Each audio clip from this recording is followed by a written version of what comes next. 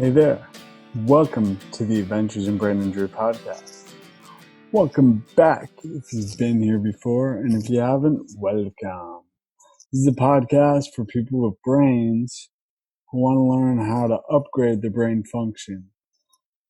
Sometimes neurological injuries, disease, or something like that are part of this, sometimes not so much. All the time, it's useful information to help you to take control of your own health and upgrade your brain. So this episode, like all the other episodes, is brought to you by feedabrain.com, my site. Feedabrain, we have supplements over there. We have articles and different things to help you to upgrade your brain function. So head over there and check it out. I'm also the author of How to Feed a Brain, Nutrition for Optimal Brain Function and Repair. Because as I was going through recovery after a severe traumatic brain injury, at one point I was steered towards a nutritional protocol and I started to regain a little bit of clarity. It's like, whoa, there's something to nutrition. So I used that clarity and I started to study everything I could to understand how the brain works, how the brain learns, and especially how the brain is fueled so that I can give my brain the best shot to recover. How to Feed a Brain is the culmination of the nutritional tools that I gathered throughout my recovery. So you can get that on Amazon, or feedabrain.com/Amazon. It'll take you right there. So if you're enjoying this podcast, head over to patreon.com and support us. Give us $1 or $2, per episode. Really helps us get the word out, and it helps us to cover the costs. As far as getting the word out, leave a review on iTunes or on Google Play or Stitcher or wherever you can leave reviews about the podcast. It really helps us. And I think that's about it. Yeah, I want to tell you about this episode and who we have coming on. She's a dear friend of mine, Misty Williams. Misty she's been through a lot. She essentially was diagnosed with an ovarian cyst and went in to have surgery, and they discovered she had endometriosis, and they sewed up her intestines during the surgery, like just all sorts of complications throughout, and yeah, they certainly complicated things for her. Why I'm having her on the podcast is for two reasons. First of all, she took her health into her own hands, and she found everything that she needed to find in order to heal herself, which is absolutely in line with my values when it comes to health and wellness. Like, patient empowerment is huge. So that's one reason. The other reason is because she's doing a sleep a sleep summit. She's interviewing some of the top experts in sleep. And sleep is so important. It's when we repair ourselves, all of our cells, all of our muscles, all of our tendons, ligaments, and our brain and our glia and our axons and myelin and everything that has to do with our brain. Sleeping is when that happens. And so I wanted to have her on. I'm actually on the sleep summit as well. She interviews me. So check this episode out and learn more about the sleep summit and learn more about empowering yourself. So without further ado, here is Misty Williams. Hello, Misty. Welcome. Welcome to the Adventures in Brain Injury podcast. I'm so excited to be here. Yeah. So Misty and I, we both live in Austin. We both are very aligned with health and wellness, and we overlap quite a bit. Like I'm on her sleep summit that's coming up very soon, and really excited to talk about that because sleep is such an important factor in our health in general, especially our brain health, but really all of our health, because when we sleep, that's when our body repairs itself. So I wanna start off and first of all say welcome and thank you for being here. And let's hear your story in your words. I'd love to hear it. Yeah. Well, my journey started in 2011. I went in to see the doctor for a routine physical. I was interested in being a mother. So I asked them to check my fertility, and they found a cyst on my left ovary. So immediately booked me for surgery a few days later. It's supposed to be a 20-minute outpatient, easy peasy surgery. And I had my roommate at the time take me down to the hospital. I didn't tell any of my friends that this was happening. I did tell my mom that that was it. And a 30 or 20-minute surgery turned into a 2.5-hour surgery because once they opened me up, they discovered I had endometriosis. My entire abdomen was covered in endometrial tissue that had embed in my organs and my intestines, and it was a hot mess in there. And they also discovered 3 polyps in my uterus. And the cyst that was on my left ovary had actually mangled that ovary. So there was a big mess to clean up. And on their way out, they stitched up part of my small intestines and sent me home with a little sheet that said, here's all the things that might happen as a consequence of this surgery, and here's what you do. And they didn't have vomiting on the list. So for the next 6 days, I vomited, couldn't keep down food or water, was really terrified. I couldn't get a hold of my doctor. We left message after message after message. We're supposed to have a follow-up appointment on Monday afternoon, late in the day. When the doctor missed calling me, I called in. She'd gone home sick that day. I don't believe anyone had told her that I was trying to reach her. And I was freaking out. So on Tuesday, I went down to her office. It opened at 9 a.m. I was there when they opened and told the receptionist I was there to see the doctor. Doctor wasn't going to be until 12:30. Why don't you come back? Nope, I'll wait. So I sat down in the waiting room, brought a book with me, and was just insistent on making sure that I saw the doctor that day. And about 10:30, she called and said that she was really sorry. Apparently, she finally heard from someone in her staff that I'd been trying to reach her, and told me that I needed to go to Baptist, that they were going to be ready for me. And I went over to Baptist. They did an MRI, discovered what they'd done, flew me back for surgery, admitted me for 3 days. And while I was recovering, the doctor had them give me Ambien. And I remember at the time thinking, I don't need Ambien to sleep. I'll sleep fine. You know, those 6 days I'd been sleeping fine. But I took it and went through recovery. Everything woke up, all the bowels and everything after surgery woke up like it was supposed to. And then I went home and didn't sleep for 144 hours. That's over 6 days. Yes. 144 hours. That's over 6 days. Yes. So that's unbelievable to me.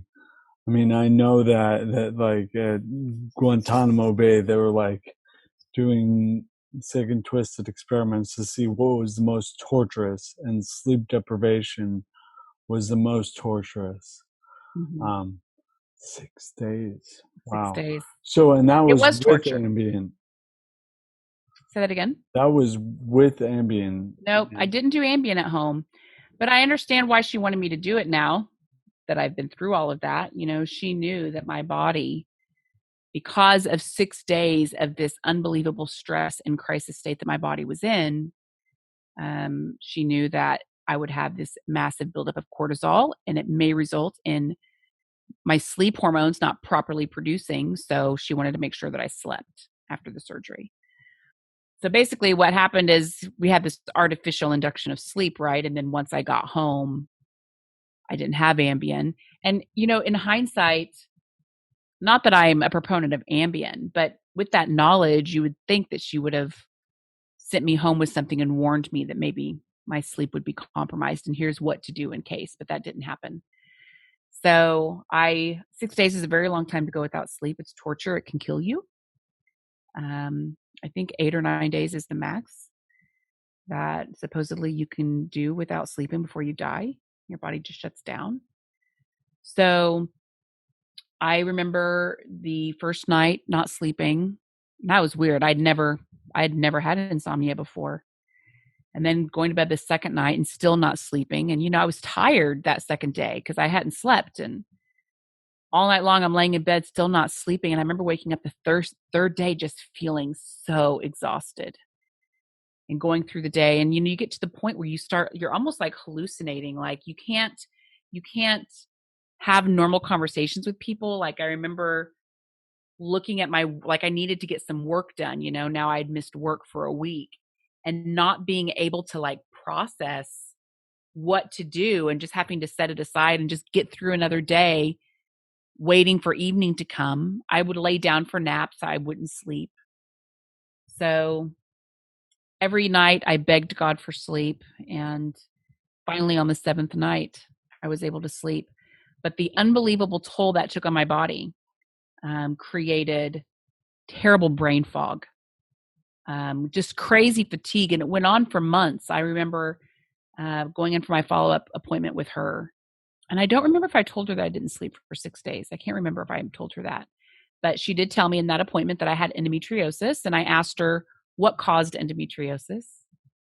And she told me that they didn't know what caused endometriosis, that I could Google it, that she could do surgery again, or they could put me on birth control to try to help control my hormones. And I walked out of her office feeling like I'd been hacked, that I was just an opportunity to do a surgery. She's an OBGYN and obviously knew nothing about women's health or how to help women with these issues that are hormone related that come up in our lives. And so I started looking for answers other places and doing lots of research, and started working with a chiropractor friend of mine who was in upstate New York, who really had the first real conversation with me around sleep.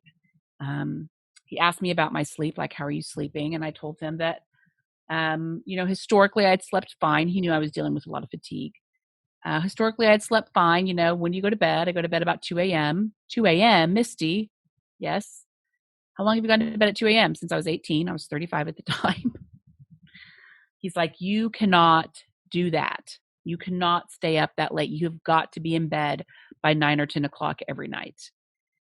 And that was like soul crushing to hear, because these sleep patterns are so deeply ingrained. Mm-hmm. But he asked me how I felt when I woke up. How do you feel when you wake up in the morning? And I was like, well, I've been sleeping. So I wake up, I feel like I'm been hit by a Mack truck. I have to pull myself out of a stupor. And he was like, no, you should wake up in the morning feeling refreshed. And I was like, what?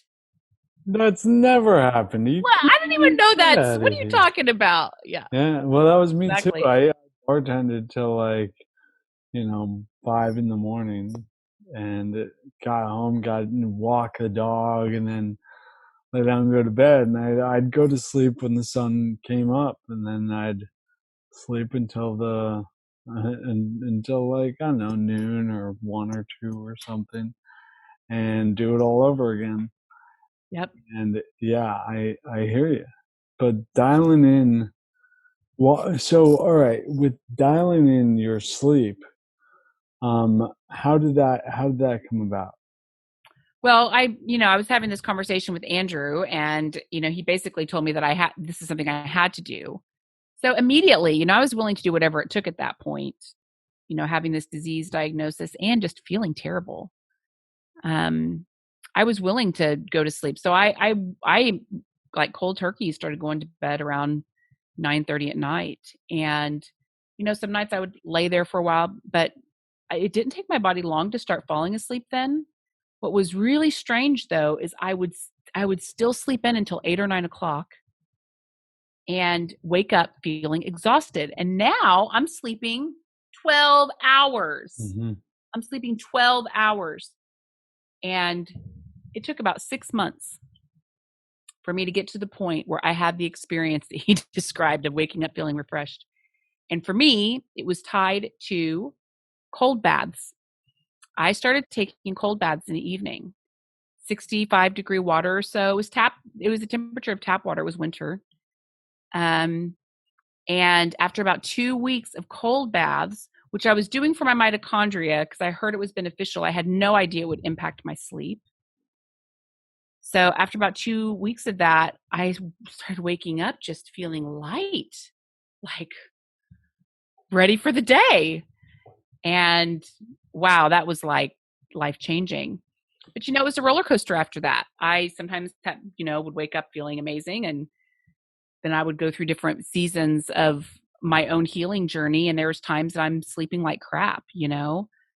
So for me, there's been a lot of ups and downs, and pretty much everything that I've experienced traumatic in my journey. Certainly, I had a lifestyle that was not supporting good sleep, which isn't supporting good hormone production or healing. Okay. So there's that given. Flip side of that, though, is that my quality of life was pretty good before my surgery. I had a clear mind, very sharp mind. I was running half marathons. I had a great life, great friends. I wasn't really, except for crampy periods that I had no idea could possibly be tied to endometriosis. That was the only symptom. And for me, it was a livable one. I had learned to deal with it. So the roller coaster that I went on after was first this unbelievable trauma that I went through in surgery. And then happened again in 2013, 2 years later, when I went in to have mercury filling removed from my teeth and they drilled it in properly. So all of that mercury went up into my brain, down into my thyroid, and I gained 45 pounds in about 3 or 4 months. Wow. By this time, I'm fully paleo, working out with the trainer twice a week. I'd cleaned all the chemicals out of my house. I'd even got rid of all my synthetic rugs. I had got meters and gone and done the whole EMF thing all over my house, where I checked to make sure that I didn't have a lot of extra electric fields. My computer was hardwired for internet, no Wi-Fi. So it was stunning to me that I was gaining weight like rapidly. I'm putting on the pounds, and that came from mercury toxicity. So some of what I've experienced is, crap lifestyle. The majority of what I've experienced is at the hands of conventional medicine, conventional dentistry. And as a result of all of that, I've had to try to figure out how to put the pieces back together. And it's been unbelievably challenging for me, especially as a woman. Doesn't matter what part of medicine you look at. We didn't start doing studies on women until the late 1990s. Like we went through the 60s, 70s, 80s. Think of how many women, if you're like me in your 30s or 40s, growing up, how many of your mom and or your mom's friends had hysterectomies.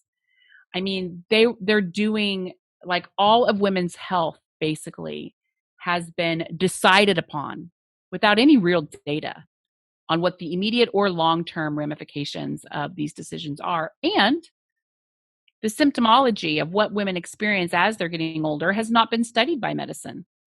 So we've seen a tide turning in this regard. It became mandatory by the end of the 90s that women had to be included, and women and minorities had to be included in these studies, but there's a lot to study, and long-term studies take a long time.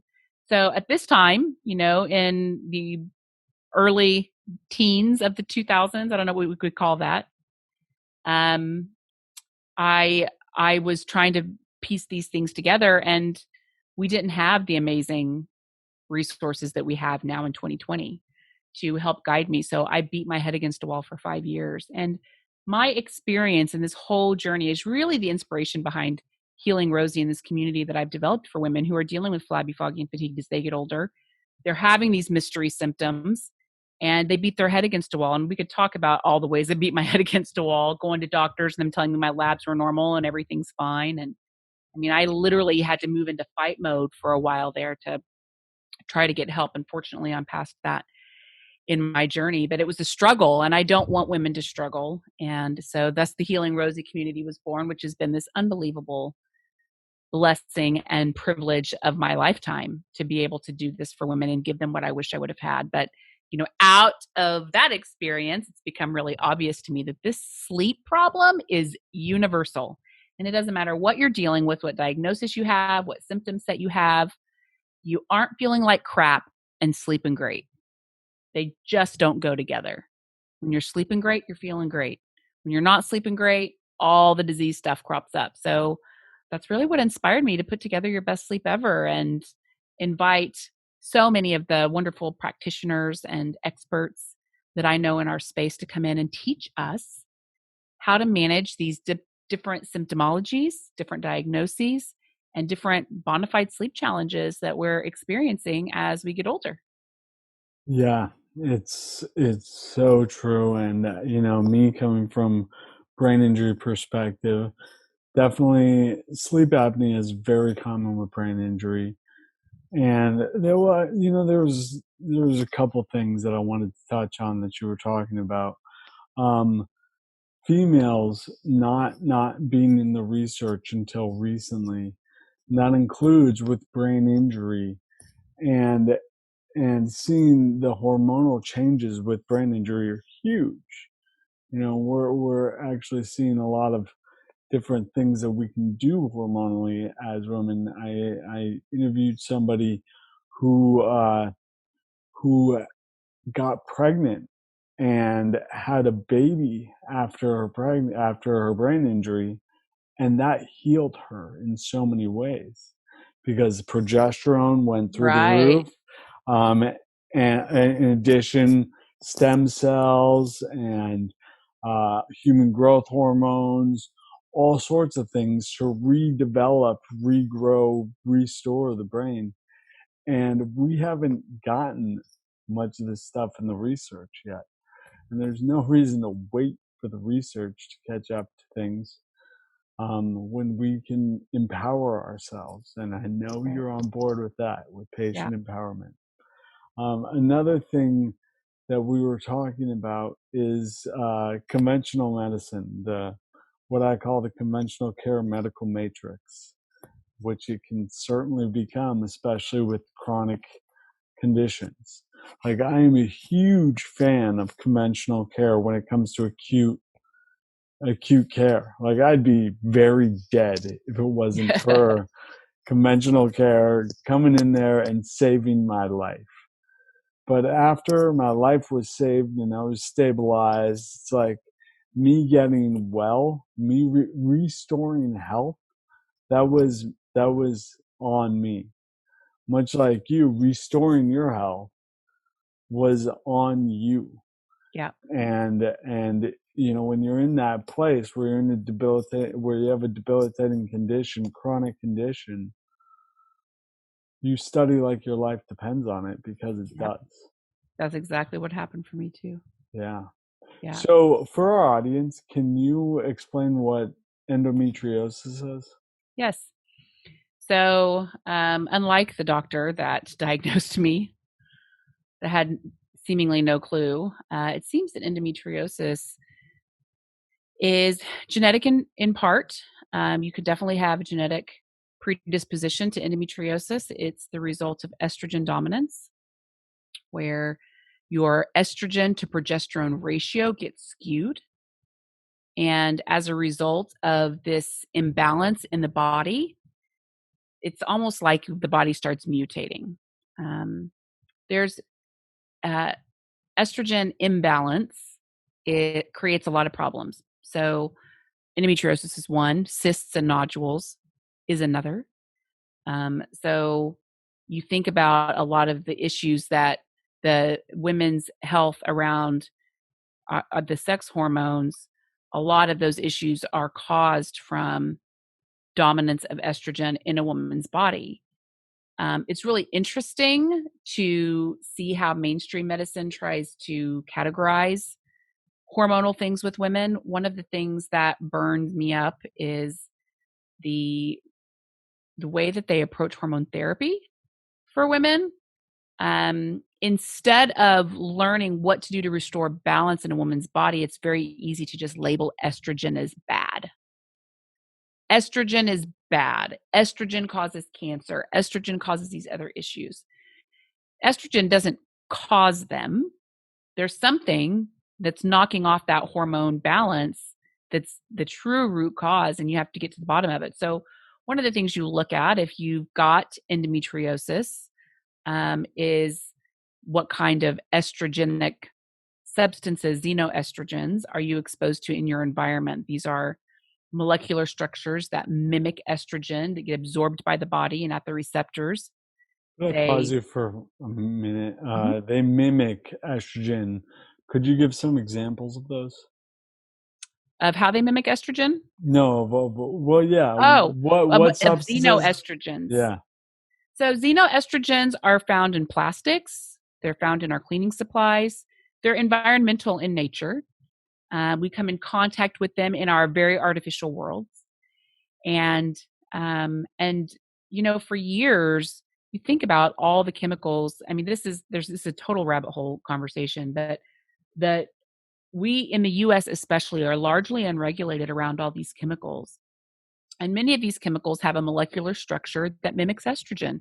So when it's absorbed by the body, it's moving through the cells and it's sending a signal that looks like estrogen to the cell, and then it grabs onto the cell, and instead of estrogen, your body's healthy estrogen being absorbed there, you've got these xenoestrogens that are getting absorbed, and of course the body's trying to use them unsuccessfully, and it just wreaks all sorts of havoc. So endometriosis, some common symptoms of endometriosis would be very heavy periods, which I had 7-day periods my entire adult life, very heavy 7-day periods, long periods, symptoms with your periods, PMS, cramping.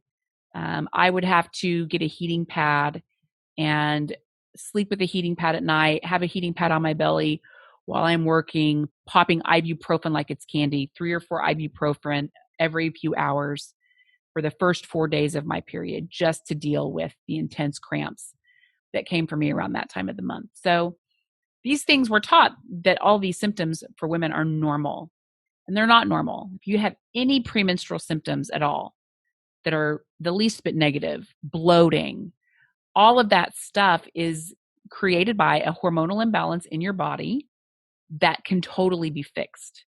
And in Chinese medicine, they know this. They have all sorts of therapies for fixing these hormonal imbalances in a woman's body, but they don't know this seemingly in Western medicine. And it's just never been a priority to tackle these issues in Western medicine. We have a very different model of what medicine is in the Western world.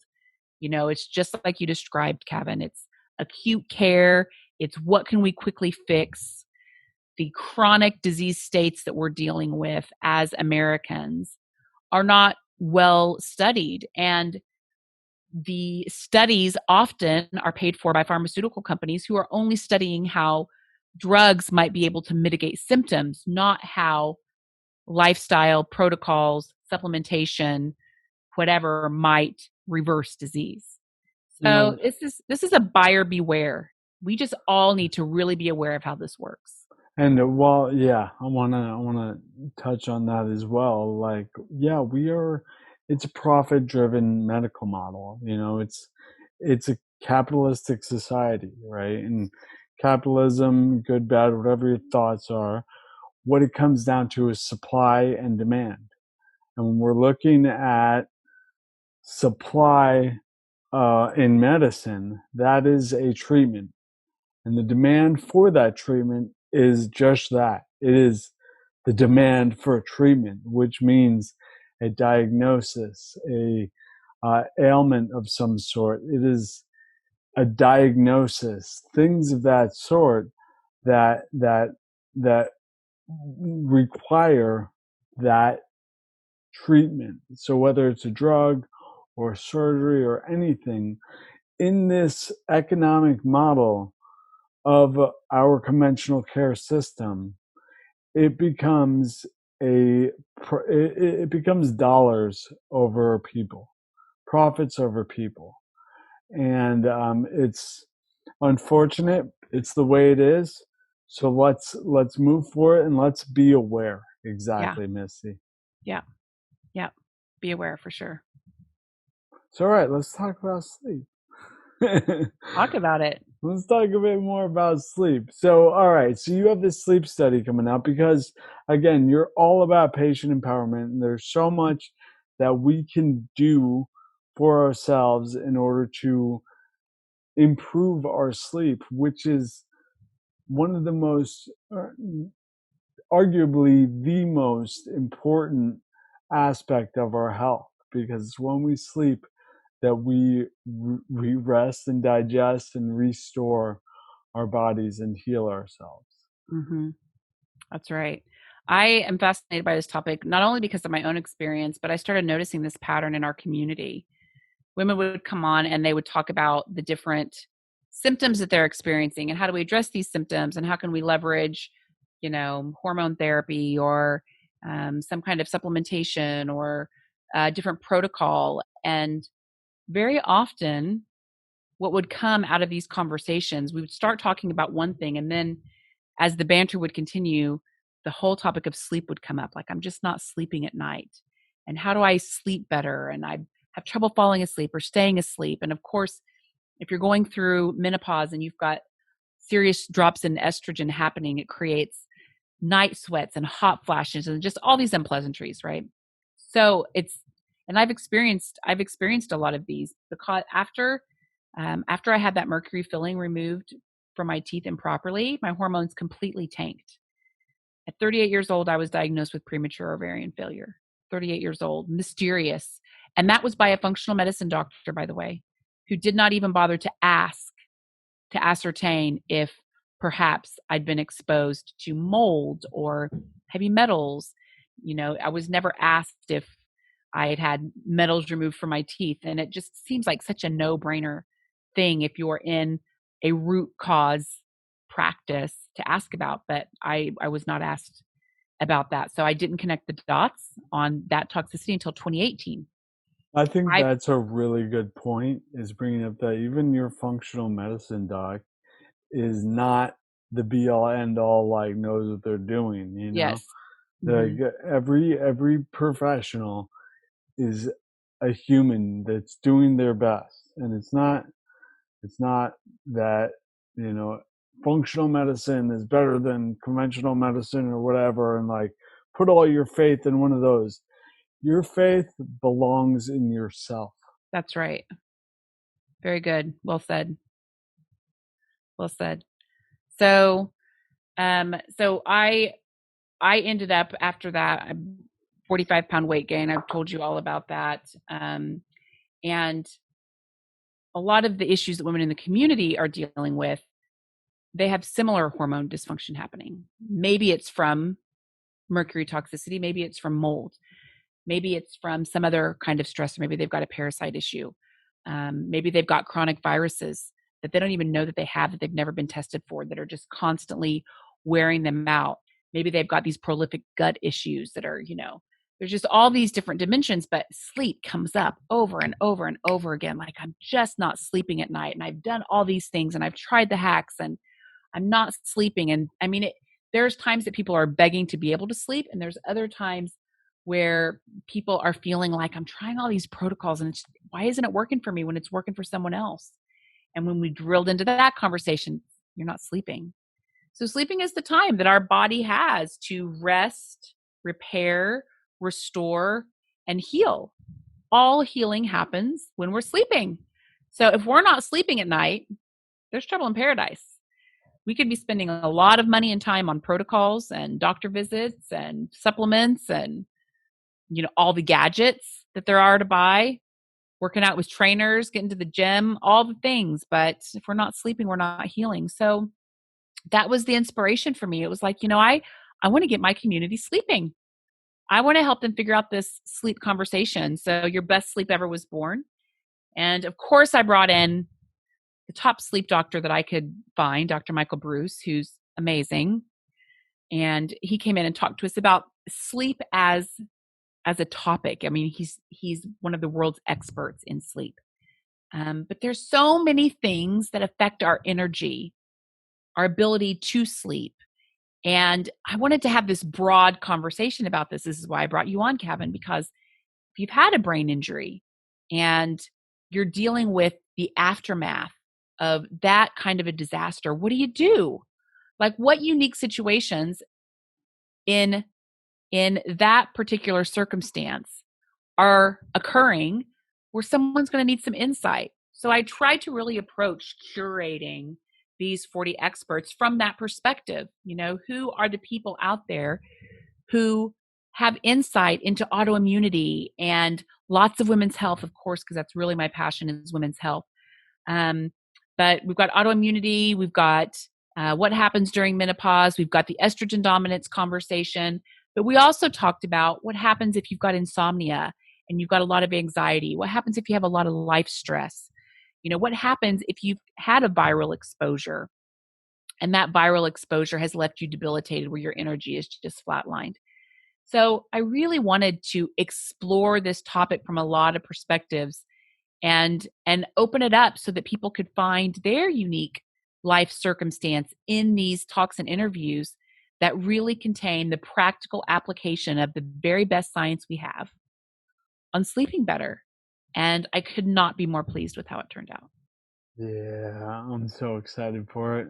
So when does this start? So the Sleep Summit is March 16th through the 22nd, 2020. If you're listening to this podcast after 2020, you will be able to sign up at any time and listen for 7 days to the talks. But if you're listening to this before, March 16th through the 22nd, 2020 are the dates. And we will have 7 days of talks. And then the following weekend, we will do Encore Weekend, where if you miss a talk, you miss a day that you really wanted to catch, you're able to come and listen again. And of course, if you are a student of health, like I've been a student of health, you'll have the opportunity to purchase all of these talks. And, this is the kind of thing that I really put intention into building a lineup that people would want to keep in their health library, because these sleep issues, sleep is not something you fix one time in your life. Sleep is something that each of us are likely to have as a recurring challenge based upon our life experience, whatever's going on in our life at the time, that we need to deal with. And so, all the different angles we've explored this topic from could serve you at some point in your life. So maybe today you're struggling with sleep because you've got low progesterone, and you learn about that in the summit, and you start doing the things that you need to do to support your body with progesterone. Maybe at some point in the future, you have a viral exposure. Maybe you're exposed to Lyme or parasites or something else that's really impacting your sleep. Maybe, God forbid, there's a death in your immediate family or extended family that just throws you for a loop and throws your family for a loop. And gosh, what do I do now? I'm not able to sleep at night. So it was really fun for me to talk to these experts and really drill into their protocols, because that's the thing that I care about as a patient myself and as someone who advocates for patients. I care about the protocol that you use to address this situation that you understand is a thing from science. So it's great that we know there's a glymphatic system, for example, but if yours isn't operating properly, what do you actually do? And we touched on that in your interview, Kevin. I also interviewed Dr. Christine Schaffner. She came on and talked a lot, very deeply, about the glymphatic system and how it ties to the lymphatic system and how these systems get backed up so your brain can't drain, which is totally crazy. So it was very enlightening and educational for me, and I really hope it is for the people that sign up too. That's perfect. So we have all sorts of different reasons that our sleep can get thrown off. And when you talk about a health library, that's so on point with how I healed myself, how you healed yourself, and how so many people I know who have healed themselves, who have empowered themselves, because that's what works. Nobody's going to heal you except for you. Mm-hmm. There are people that can guide you and that can help with things, but at the end of the day, you're the one who heals yourself. And so I really love that, and I'm so excited to see this summit. So, where can people learn more about you? learn more about the summit and anything else that any other resources you can steer them towards? Yeah, well, healingrosie.com basically connects you to everything. One of the things that in my journey really helped me early on to learn what was really going on in my body, because doctors kept telling me, I didn't tell that part of the story, but every doctor I went to told me my labs were normal and things were fine in the face of all these debilitating symptoms. So I was able to learn what the optimizing labs are and what their optimal ranges are, because in conventional medicine, they use what I like to call disease ranges. They just watch you, and we just watch it. We're just going to keep an eye on it until you exceed that range, and then when you exceed, there's some kind of pharmaceutical remedy that they have for you. Well, I was trying to prevent that. So what do we need? We need the optimal ranges so we can ascertain where we are in this journey and what we need to work on. So I actually have a lab tracker on the Healing Rosie website that anyone can download. It's free, and it's a great tool for supporting your journey. And we've got other resources there. We've got a quick start guide, links to the community. We've got over 5,000 people in the Healing Rosie Facebook at the time of this recording. And it's a very, very vibrant community. Pop in there, tell us what you're struggling with, give us your backstory and where you need some help. And I just love how so many women jump in to support the other women. I am not the primary contributor in that community. I love going in there once a week and doing a Facebook Live with everyone. And certainly there's times that I'll post, but mostly I'm just like everybody else, just supporting where I can and trying to help people connect to great resources. It's what I wish I would have had early on in my journey. It would have changed everything for me. So you can find the Facebook group on the website and everything else. So that's like the main hub for Healing Rosie. And if you would like to join us for Best Sleep Ever, your best sleep ever, I would love for you to participate with us. We've got a sleep sanctuary. How do you create your sleep sanctuary guide that's available? We're about to release another guide that's all about how are you wired to sleep, all about your genetics and hormones and how all of that works and actually what you can do to optimize based on your genetics and what you can do to optimize your hormones, which is really phenomenal, all part of this live event. So, Kevin, I think you got everything set up at feedabrain.com/sleep. It's a mouthful. And I would love for you to join and take advantage of the opportunity to learn from some of the very best experts in the world on this topic. Perfect. Thank you so much, Misty. It's Yes. always such a pleasure to have you on. I love, love, love how aligned we are in empowering patients to take control of their health and to heal themselves. Yeah. Thank you so much. I appreciate it, Kevin. Love you. Love you. There it is. There it is. Head over and check out that sleep summit that's coming up. You can sign up right now, feedabrain.com/sleep, and it's all free for the entire week. And then there's an encore. So go check it out. You'll learn from so many amazing experts, and I'll be there as well. So check that out. Again, if you are enjoying this podcast, leave us a review. iTunes or Stitcher or Google Play, leave us a review. It really, really helps us get the word out and get more people to empower themselves, to take control of their brain, their body, their souls, all of that.